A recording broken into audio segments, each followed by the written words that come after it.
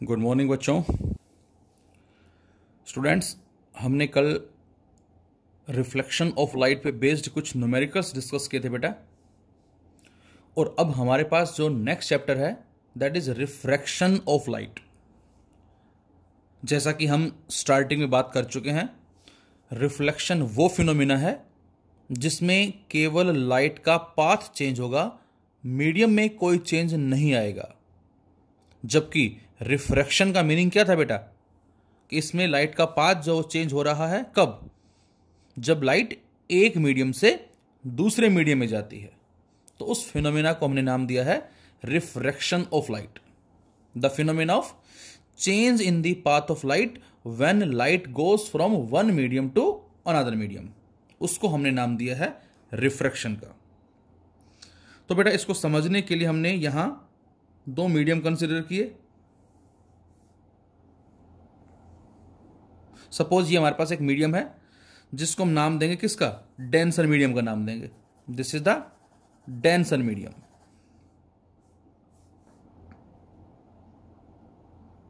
और ये हम बड़े अच्छे से बात कर चुके हैं कि रेयर मीडियम जो है बेटा वो क्या होता है और डेंसर मीडियम क्या होता है। तो क्या आंसर था, वो मीडियम जिसमें लाइट की स्पीड जो है वो ज्यादा है उसको रेयर का नाम दिया बेटा, और डेंसर वो है जिसमें लाइट की स्पीड उसके कंपैरेटिवली लेस है। शायद आपको याद होगा हमने एग्जाम्पल भी लिया था एक, और उस एग्जाम्पल में हमने बात की थी क्या, कि हमारे पास एक ट्रैक है और इस ट्रैक की जो लेंथ है सपोज वो है 100 मीटर, यहां से यहां तक, from point A to B. और हम यदि अपने क्लास के किसी भी स्टूडेंट को बोलें कि बेटा आपको यहां से भागना है और पहुंचना है पॉइंट बी पे, और किसी भी बच्चे ने, हमने क्लास में से कोई भी एक बच्चा चूज किया, से प्रियांशु, और उसने दौड़ लगानी शुरू की, और हमने स्टॉप वॉच को ऑन कर दिया ये चेक करने के लिए कि वो इस पॉइंट बी पे कितने देर के बाद पहुंचेगा। सपोज करो हमारा आंसर आ गया 20 सेकेंड फर्स्ट केस में, कि प्रियांशु ने 100 मीटर डिस्टेंस को 20 सेकेंड में अचीव किया। सेकंड केस में बेटा हमने इस ट्रैक के कोरस्पॉन्डिंग क्या ले लिया, दोनों तरफ वॉल बना दी, दीवारें बना दी हैं इस तरफ, और इधर भी दीवार बना दी है, और इसके एग्जैक्टली यहां पर हमने वाटर फिल्ड कर दिया, वाटर फिल्ड कर दिया है। सेम उसी स्टूडेंट से फिर से कहा हमने कि बेटा आपको पॉइंट ए से पॉइंट बी तक पहुंचना है। तो क्या इस बार वही सेम स्टूडेंट 20 सेकेंड में 100 मीटर को अचीव करेगा? तो आंसर है नो, उसकी स्पीड कम हो जाएगी और वो देर से पहुंचेगा। इस बार टाइम कितना लगा, से 35 सेकेंड हमने मान लिया। तो इसका मतलब उसी सेम डिस्टेंस को इस बार वो ज्यादा टाइम में अचीव कर रहा है, इसकी स्पीड कम हो गई, मीन्स डेंसर मीडियम। उसी ट्रैक के कॉरस्पॉन्डिंग वाटर की जगह हमने क्या ले लिया, सपोज मान लेते हैं ऑयल मान लेते हैं हम। अब वो और ज्यादा टाइम में पहुंचेगा, T3 से 50 सेकेंड। तो बेटा कहने का मतलब यह है कि जितना डेंसिटी इंक्रीज हो रही है, जितना मीडियम ज्यादा डेंसर हो रहा है, उतना उसकी स्पीड ज्यादा डिक्रीज हो रही है। सेम कॉन्सेप्ट बच्चों यहां पर है कि जो डेंसर मीडियम बेटा, इसमें लाइट की स्पीड जो है वो रेयर के कंपैरेटिवली लेस होती है। कितना लेस, ये हम बात करेंगे। तो ये हमारा रेयर मीडियम है and this is the denser medium. और हमने मान लिया सपोज कुछ इस तरह से लाइट आई, जिसको बच्चों हम नाम क्या देते हैं बेटा, इंसिडेंट रे का। This is A B and this A B is the incident ray. अब पॉइंट ऑफ इंसिडेंस पे हम क्या करते हैं, एक नॉर्मल ड्रॉ करते हैं, ये नॉर्मल हो गया। और हमें बड़े अच्छे से पता है बेटा कि इंसिडेंट रे इस नॉर्मल के साथ जो एंगल बनाती है बच्चों, वो होता है एंगल ऑफ इंसिडेंस। और जरा ध्यान से देखें, ये इसका क्या होगा बेटा, ये कहलाएगा बच्चों इंसिडेंट रे का एक्चुअल पाथ। अब यहां से क्या क्या पॉसिबिलिटी हो सकती है। Possibility number 1, whenever light goes from one medium to another medium, first either it bends towards the normal, या तो वो नॉर्मल की तरफ मुड़ेगी। Second, it bends away from the normal. और थर्ड, नो बेंडिंग। लाइट में बेंडिंग हो सकती है और नहीं भी हो सकती।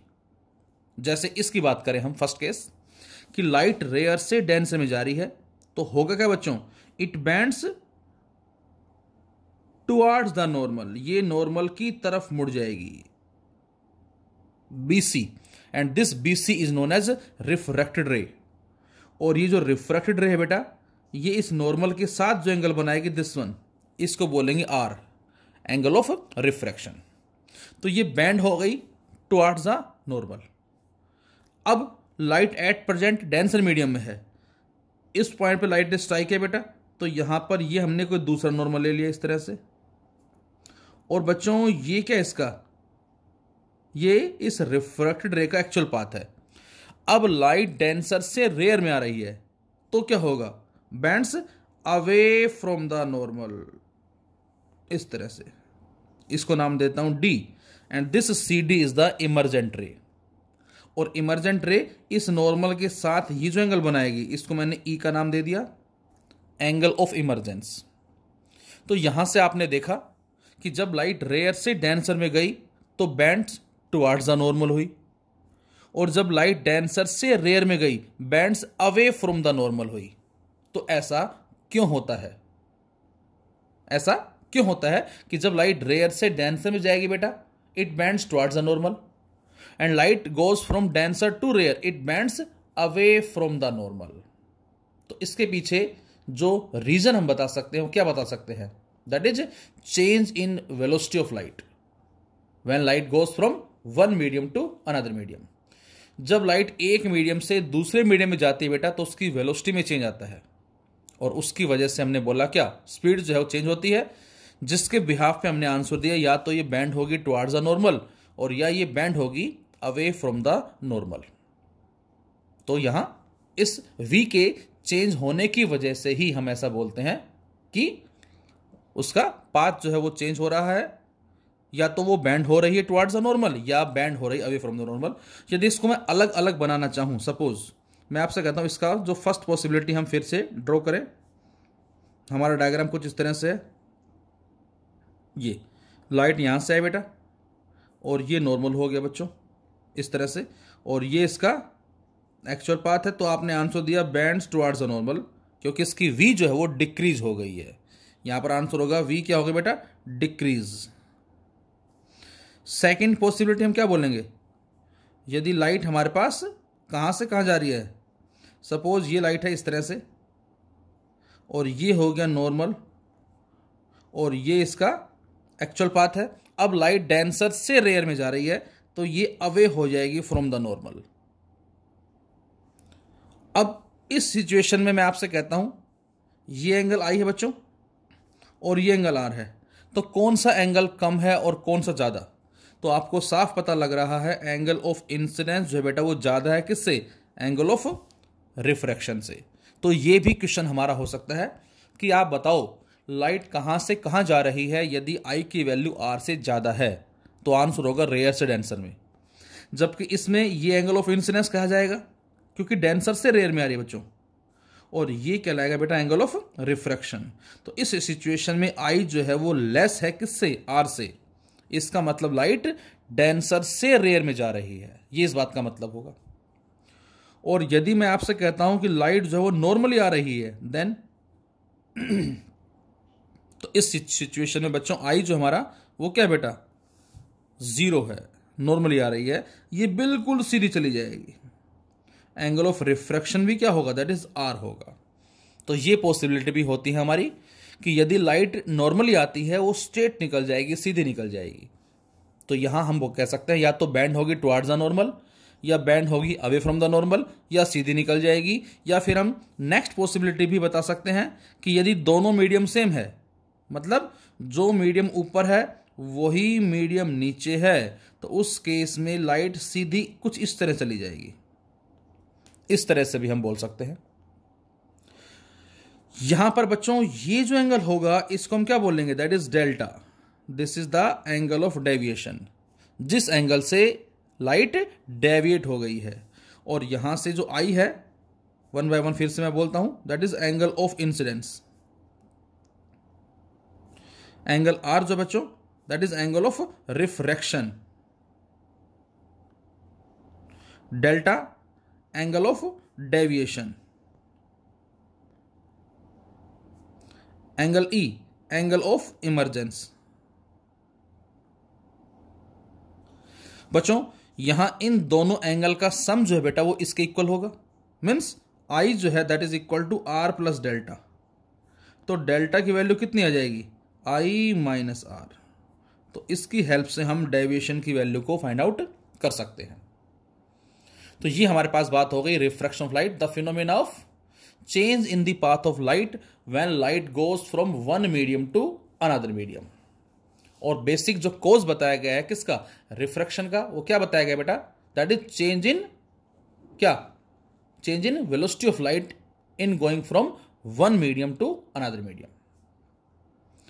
अब हमारे पास बात आती है कि जो हमारे लॉज ऑफ रिफ्रैक्शन है बेटा वो क्या होंगे, that is laws of refraction.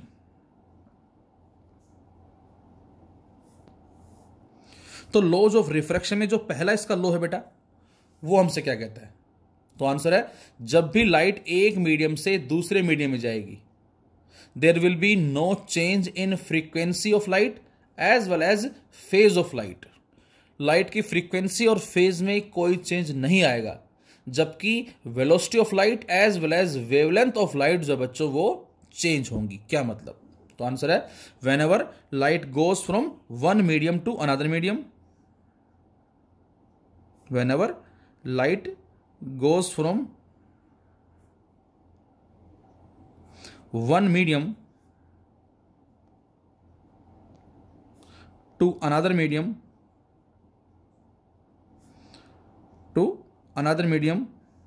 then there will be no change, then there will be no change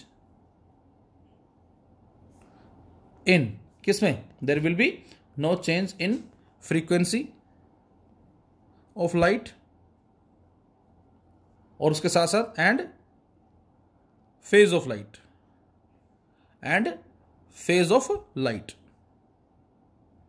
frequency में और फेज में चेंज नहीं आएगा। However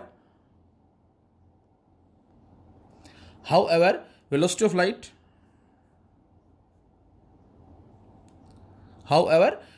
of light and wavelength, क्या मतलब इस बात का, however velocity of light and wavelength of light changes. देखो इस पॉइंट को हम बहुत तरह से समझ सकते हैं। कैसे समझ सकते हैं, फर्स्ट हम बात करें कि लाइट की फ्रीक्वेंसी में कोई चेंज नहीं आएगा। इसका मतलब फ्रीक्वेंसी जो वर्ड है बेटा वो डिनोट करती है नंबर ऑफ वाइब्रेशंस पर सेकेंड या नंबर ऑफ वेव्स पर सेकेंड। सपोज मैं आपसे कह रहा हूं कि हमारे पास लाइट आई कुछ इस तरह से आई, ये लाइट वेव है जिसका वेव नेचर ही बताया गया है। अब जैसे ही दूसरे मीडियम में एंटर करेगी तो दूसरे मीडियम में एंटर करते ही हमें क्या मिलेगा, हमें कुछ इस तरह से रिजल्ट्स वो मिलेंगे, इस तरह से मिलेंगे। एम्पलीट्यूड जो है बेटा वो डिक्रीज हो जाएगा। जैसे यहां पर जो एम्पलीट्यूड है बेटा वो कुछ इस तरह से है, यहां एम्पलीट्यूड ऐसे होगा। ऐसा क्यों हुआ, क्योंकि हमें पता है ये रेयर मीडियम है, डेंसिटी कम है, पार्टिकल्स हमारे दूर दूर है। ये डेंसर मीडियम है, पार्टिकल्स थोड़े क्लोज हैं, ज्यादा फोर्स लगाना पड़ेगा इनको उस सेम वाइब्रेशन से, उस सेम एम्पलीट्यूड से ऑक्सीलेट करवाने के लिए। तो यहां पर बच्चों डेंसिटी ज्यादा होने से पार्टिकल स्ट्रॉन्ग है ये बोल सकते हैं हम, और जब ये स्ट्राइक करेगा ये पार्टिकल इससे तो ये क्या करेगा, ऑक्सीलेट करेगा। लेकिन ऑक्सीलेशन जो होगा उसका जो एम्पलीट्यूड है वो इस वाले से लेस होगा। कब, जब हम बात करते हैं डेंसर की, क्योंकि ये रेयर है and this is the denser. पहली बात। दूसरी बात, यहां पर सपोज 1 सेकंड में ये वेव है और यहां पर अगेन 1 सेकंड में ये है, तो फ्रीक्वेंसी जो बेटा सबसे पहली बात हम दो तरह से समझ सकते हैं कि फ्रीक्वेंसी जो है डिटरमाइन की जाती है या डिफाइन की जाती है सोर्स के बिहाफ पे, और सोर्स जिस वाइब्रेशन से लाइट को इमिट कर रहा है वो हमारा सेम रहेगा। तो फ्रीक्वेंसी में चेंज नहीं होगा। नंबर ऑफ वेव्स प्रोड्यूस हो रही पर सेकंड जितनी यहां हैं उतनी ही यहां होंगी, जिसकी वजह से हम बोल सकते हैं फ्रीक्वेंसी में चेंज नहीं होगा। और आप थोड़ा सा आगे जाएं तो आप ऐसे भी कह सकते हैं क्या कि जो लाइट इमिट होती है बच्चों, ये लाइट इमिट क्यों होती है? तो आंसर है जब भी एटम, क्योंकि जो लाइट इमिट होती है वो एटम्स जो मौजूद होते हैं किसी भी लाइट सोर्स में, उसकी वजह से होती है। और किसी भी लाइट सोर्स में कितने एटम्स हैं? तो आंसर है बिलियंस ऑफ एटम्स हैं, करोड़ों की तादाद में है, अरबों की तादाद में है, जिनको हम काउंट नहीं कर सकते हैं। लेकिन लाइट इमिट क्यों होती है? तो ये हमारा मैकेनिज्म आता है कि जब भी एटम अपनी एक्साइटेड स्टेट से ग्राउंड स्टेट में वापस आता है तो उसकी वजह से वो लाइट को इमिट करता है। Whenever the atom returns from its excited state to ground state, then it emits the light. तो वो लाइट को इमिट करता है, और वो जो लाइट इमिट करता है, वो जो एनर्जी डिफरेंस होता है, that energy difference will be equal to h nu. ये हमारा प्लंक्स जो कॉन्सेप्ट है वो कहता है कि energy difference that is equal to h nu. अब एटम की जो ग्राउंड स्टेट में एनर्जी है, सपोज करें हमने मान ली 10 जूल, और वो एनर्जी गेन करके पहुंच गया एक्साइटेड स्टेट के अंदर, सपोज एनर्जी है वहां 20 जूल, तो कितना गेन किया? इनिशियल थी 10, अब हो गई 20, 10 जूल गेन कर लिया। लेकिन जैसे वो उस एक्साइटेड से वापस ग्राउंड में आएगा तो वो 10 जूल को इमिट कर देगा, और जो 10 जूल को जो उसने इमिट किया है उसी को ही बेटा हमने क्या नाम दिया है? उसी को हमने रेडिएशन का नाम दिया है, उसी को हमने लाइट का नाम दिया है। And that energy difference is proportional to frequency. तो बच्चों वो एनर्जी डिफरेंस जो है वो कांस्टेंट रहता है, और उसके कांस्टेंट रहने की वजह से ही हम ऐसा भी बोल सकते हैं कि फ्रीक्वेंसी जो क्या रहेगी? सेम रहेगी। एच तो कांस्टेंट है ही, दैट इज प्लंक्स कांस्टेंट। तो उसकी वजह से हमने कहा है कि एनर्जी डिफरेंस कांस्टेंट रहने की वजह से फ्रीक्वेंसी जो है वो सेम रहेगी। तो फ्रीक्वेंसी में चेंज नहीं आएगा।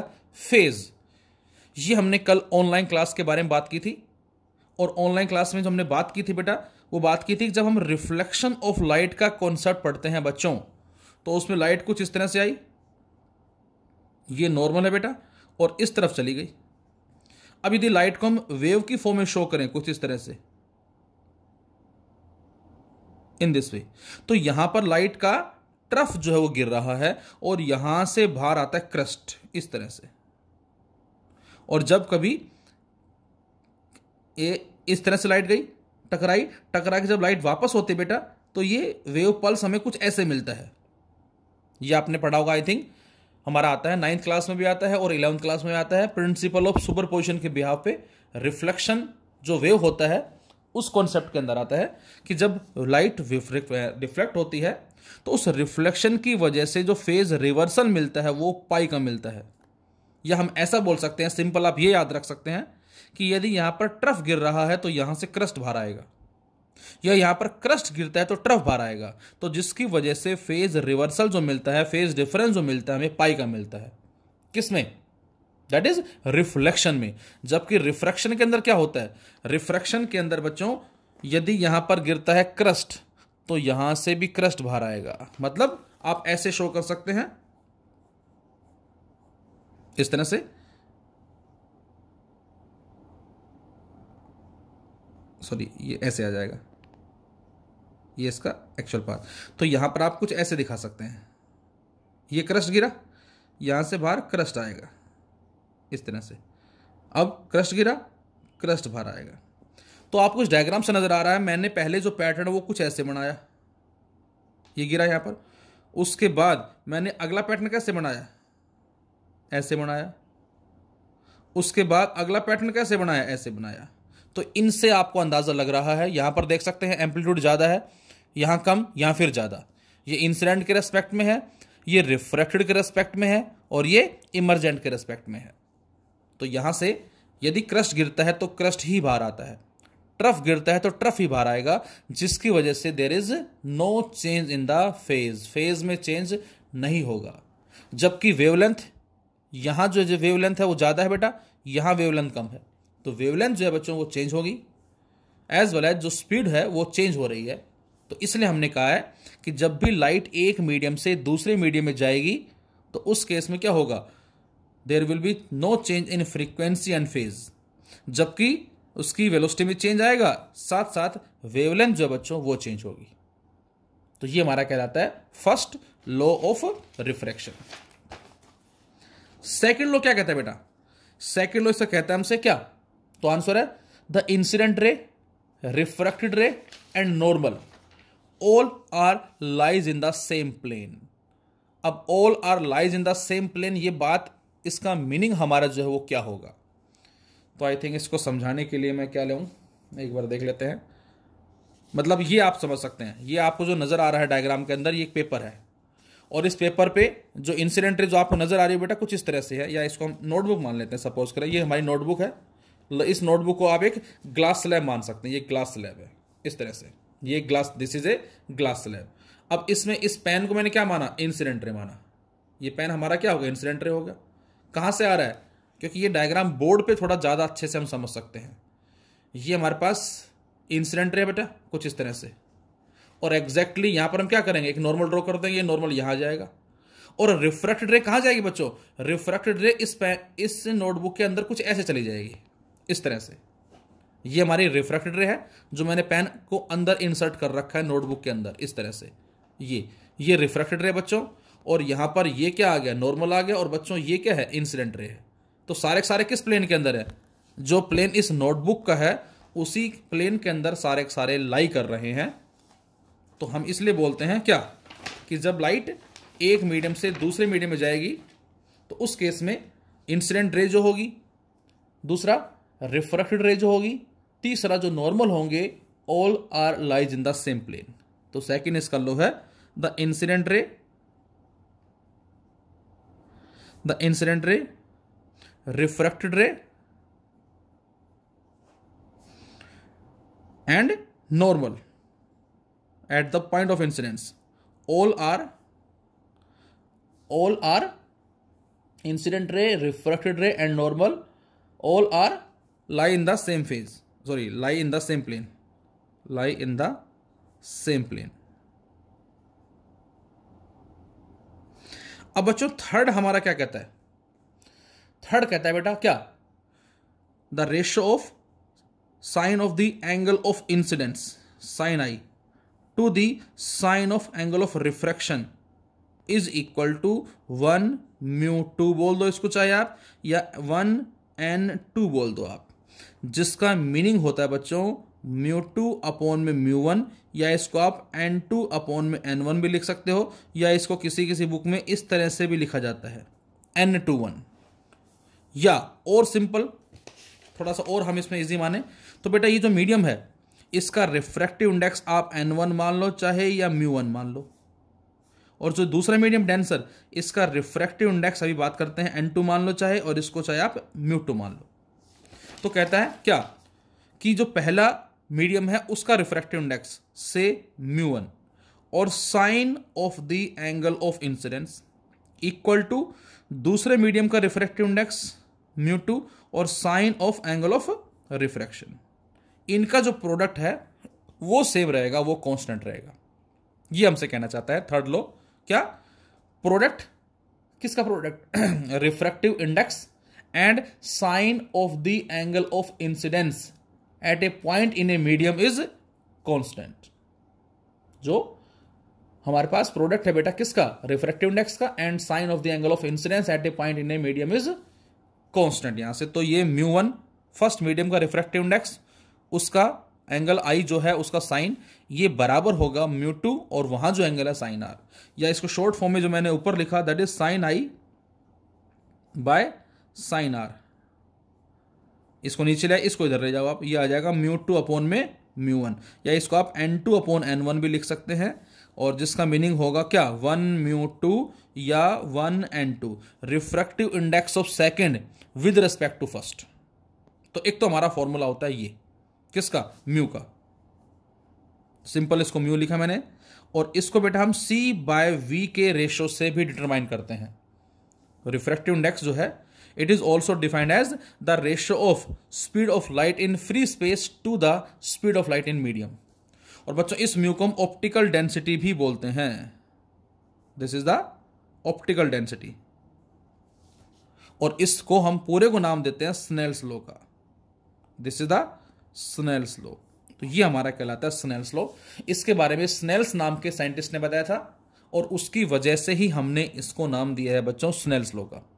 तो यहां से रिफ्रैक्शन वो फिनोमेना है जिसमें लाइट का पाथ चेंज हो रहा है। कब? जब लाइट एक मीडियम से दूसरे मीडियम में जाती है। जब भी मैं आपसे कहता हूं कि light goes from one medium to another medium and it bends towards a normal, तो आपका आंसर होगा ये रेयर से डेंसर में जा रही है। जब भी मैं कहता हूं बेटा it bends away from the normal, तो आपका आंसर होगा कि सर ये डेंसर से रेयर में जा रही है। और जब भी मैं कहता हूं there will be no change in path, अब यहां दो पॉसिबिलिटी है नो चेंज इन पाथ में, या तो दोनों मीडियम सेम हो सकते हैं, या फिर हो सकता है क्या कि लाइट जो है वो बिल्कुल स्ट्रेट आ रही है कुछ इस तरह से, जिसमें आई की वैल्यू 0 होगी बच्चों, तो आर की वैल्यू भी क्या होगी? 0 होगी। नॉर्मली आना, इसमें पाथ चेंज नहीं हुआ लेकिन मीडियम जो है वो चेंज हो रहा है। और लॉज ऑफ रिफ्रैक्शन हमने किसको नाम दिया है?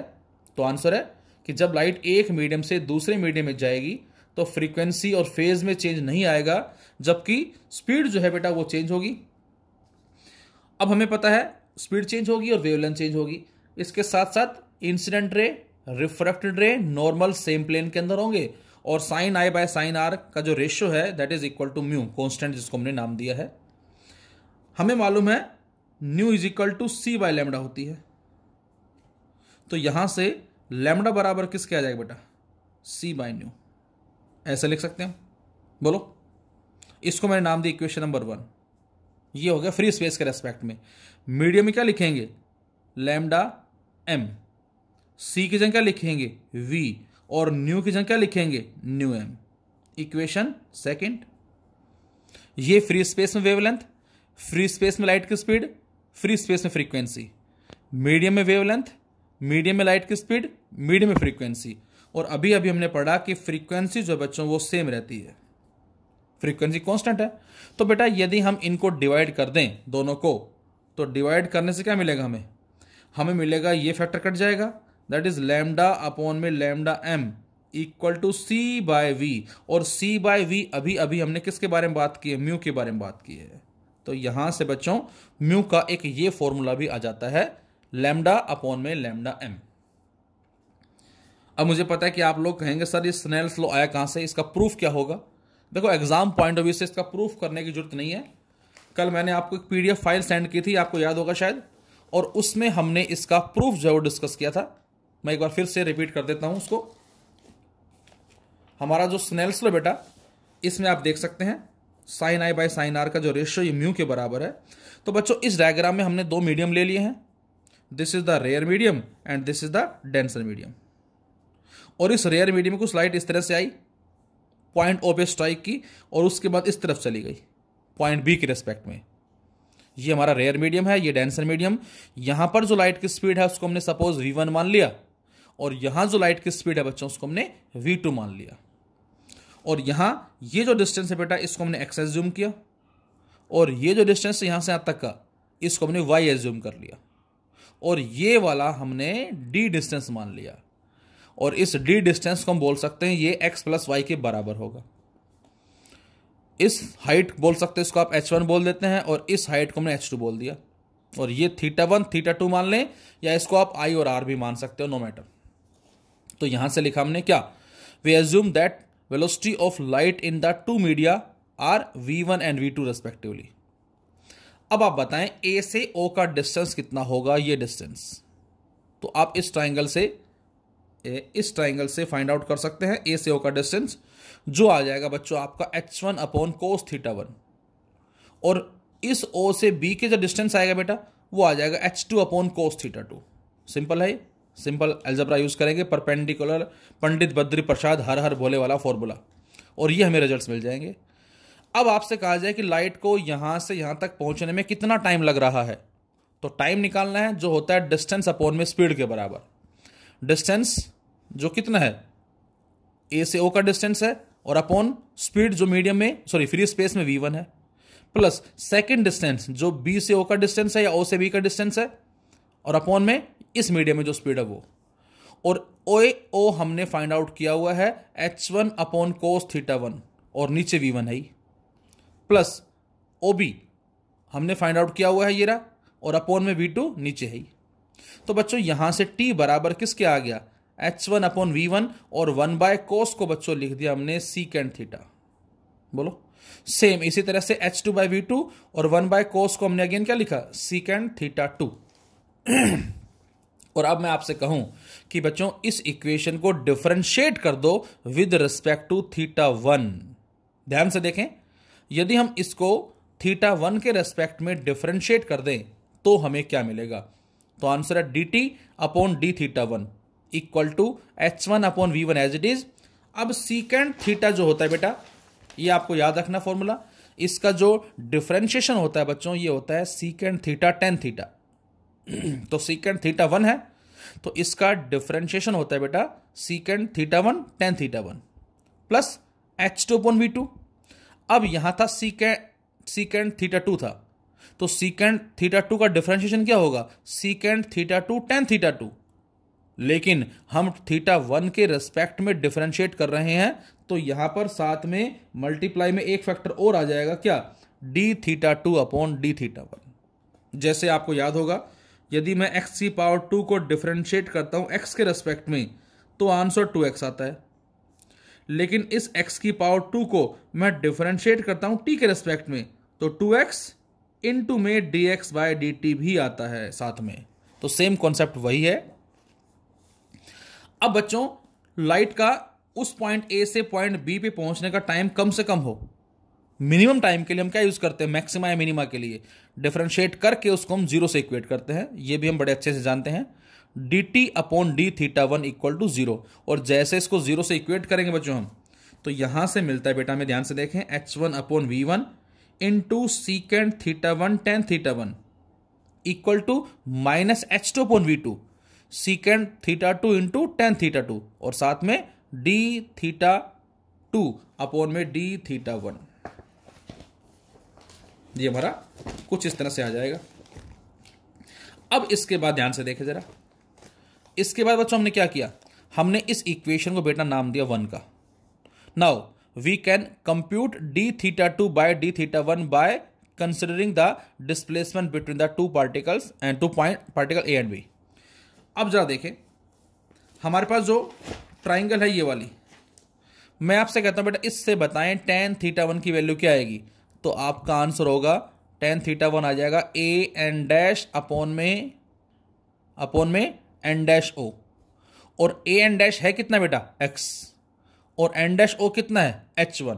तो इसका मतलब टेन थीटा 1 की वैल्यू जो आएगी बच्चों वो क्या आ जाएगी, वो आ जाएगी x अपॉन h1। इसी तरह से टेन थीटा 2 की वैल्यू क्या आएगी, ये y है, ये h2 है, तो y बाई h2 आ जाएगी। तो हमने यही काम किया, यहां पर लिखा बेटा क्या, that is A N dash upon O N dash tan theta 1 और A N dash upon O N dash जो है वो x अपॉन में h1 के बराबर है, दैट इज टेन थीटा 1। तो x की वैल्यू यहां से फाइंड आउट कर ली हमने। इसी तरह से सेकंड केस में y की वैल्यू फाइंड आउट कर ली हमने, जो आई h2 टेन थीटा 2। और अब सेकंड थर्ड को हमने ऐड कर दिया, और जैसे ही सेकंड थर्ड को ऐड करेंगे बेटा तो यहां से मिलता है हमें क्या, h1 tan theta 1 plus h2 tan theta 2 equal to d. D क्यों लिखा बेटा, क्योंकि x प्लस वाई है, और पीछे मैंने बताया कि जो x प्लस वाई है ये d के बराबर हमने एज्यूम किया हुआ है। तो यहां से हमारे पास वैल्यू आ गई किसकी,